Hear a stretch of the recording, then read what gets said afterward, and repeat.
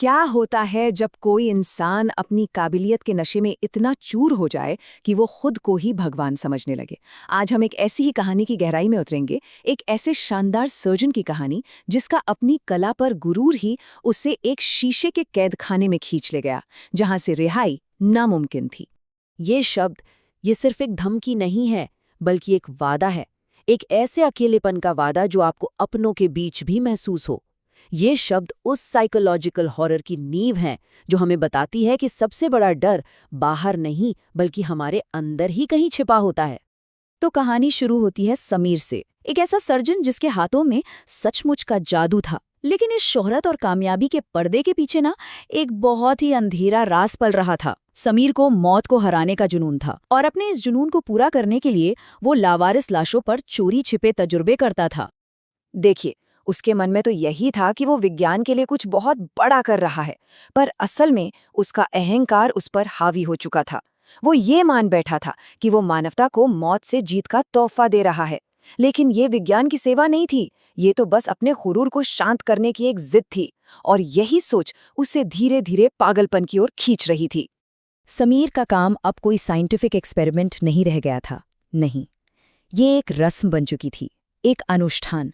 हर बार वही प्रोसेस, वही उम्मीद और वही नाकामी। ये मौत पर जीत हासिल करने की एक जिद थी जो अब एक अंधे जुनून में बदल चुकी थी। अपने सबसे ताज़ा प्रयोग में लाश की आंखें एक पल के लिए खुली, एक पल की उम्मीद, लेकिन फिर कुछ नहीं, वही सन्नाटा। शरीर बेजान पड़ा रहा। इस नाकामी ने समीर को अंदर तक हिला दिया। उसने गुस्से में उस लाश को फेंक दिया, ये जाने बिना कि ये असफलता उसके आने वाले कल का एक भयानक आईना थी। दूसरों को जिंदा करने में बार बार नाकाम होने के बाद समीर ने अपना फोकस बदल लिया। उसने सोचा, अगर वो किसी और को नहीं बना सकता तो क्यों न वो खुद अपनी ही एक नकल तैयार करे। उसका नया मकसद था आईने में दिखने वाले अपने ही अक्स को हकीकत में लाना। एक रात अपनी लैब में आईने के सामने खड़े होकर वो अपनी इस नई सोच पर खुद ही हंस पड़ा। ये एक बहुत ही मामूली सा लम्हा था जो कुछ ही पलों में उसकी जिंदगी का सबसे खौफनाक पल बनने वाला था। अचानक उसकी हंसी जैसे जम गई। आईने में उसका अक्स हंस नहीं रहा था, वो उसे घूर रहा था, और उसके हाथ खून से रंगे हुए थे। ये वो पल था जब समीर की हकीकत टूटकर बिखर गई।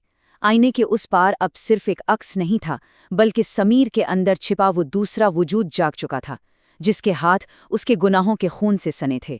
इस एक सवाल ने समीर की अपनी पहचान को ही हिलाकर रख दिया। क्या आईने के बाहर खड़ा वो शख्स असली था, या आईने के अंदर घूरता हुआ वो हमशक्ल? पहचान का ये संकट ही असल में उसकी बर्बादी की शुरुआत थी। वो अक्स अब समीर का दुश्मन बन चुका था, एक ऐसा दुश्मन जो उसे आईने के पीछे से तड़पाता था। सोचिए, समीर का घर और उसकी अपनी लैब अब उसके लिए एक टॉर्चर चेंबर बन गए थे, जहां से वो चाहकर भी भाग नहीं सकता था। यहाँ पर देखिए, ये फर्क कितना साफ है। जहाँ एक तरफ समीर डर और लाचारी में डूब रहा था, वहीं उसका अक्स बेहद शांत और खतरनाक था। वो अक्स असल में समीर के ही व्यक्तित्व का वो दबा हुआ स्याह हिस्सा था जिसे उसने कभी नहीं स्वीकारा था। उसका अहंकार, उसकी क्रूरता अब एक चेहरा बनकर उसके सामने खड़ी थी। इस रोज रोज की ज़हनी तकलीफ से तंग आकर समीर ने एक आखिरी हताश फैसला लिया। उसने तय किया कि वो इस आईने को ही तोड़ देगा। उसका मानना था कि अगर आईना ही नहीं रहेगा तो उसके अंदर का शैतान भी मर जाएगा। अपनी पूरी ताकत और नफरत समेटकर समीर ने हथौड़ा आईने पर दे मारा। कांच के टूटने की जोरदार आवाज के साथ उसे लगा कि उसकी मुसीबतें खत्म हो गईं। उसे लगा कि वो आजाद हो गया। लेकिन वो आजादी का नहीं, बल्कि एक नए भयानक बंधन का पल था। आईना टूटते ही समीर के शरीर पर एक गहरा जख्म उभर आया। कितनी बड़ी विडंबना थी। अपने दुश्मन को खत्म करने की कोशिश में उसने अनजाने में खुद को हमेशा हमेशा के लिए उससे जोड़ लिया था। टूटे हुए कांच के टुकड़ों से उसके हमशक्ल की आवाज उभरी और उस आवाज में जीत थी। उसने समीर को बताया कि आईना तोड़कर उसने अपने दुश्मन को कैद से आजाद कर दिया है और अब वो इस दुनिया में आ चुका है। इसी दहशत के बीच समीर को एहसास हुआ कि उसके पुराने गुनाह उसे ढूंढते हुए वापस आ गए हैं।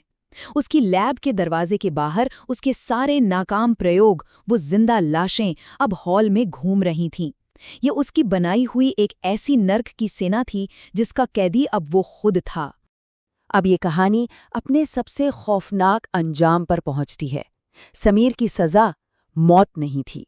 नहीं, मौत तो शायद एक रहम होता। उसकी किस्मत में कुछ ऐसा लिखा था जो मौत से भी कहीं ज्यादा भयानक था। उसके हमशक्ल ने समीर की सजा का ऐलान कर दिया, एक ऐसी सजा जो उसके गुनाह की ही एक भयानक परछाई थी। यही था मिरर प्रोजेक्ट, मतलब समीर का शरीर अब एक जिंदा आईना बनने वाला था। उसकी आत्मा अंदर कैद होकर सब कुछ देखेगी, सब कुछ महसूस करेगी, लेकिन कुछ कर नहीं पाएगी। ये एक ऐसी सजा थी जिसमें दर्द अनंत था, पर मौत कभी नहीं आनी थी। और इस नई भयानक हकीकत का पहला सबूत तब मिला जब हमशक्ल ने ब्लेड से अपनी कलाई काटी। खून की धार उसकी कलाई से नहीं, बल्कि समीर के शीशे बन चुके शरीर से बह निकली। अब से हमशक्ल की हर चोट का दर्द समीर को महसूस होना था।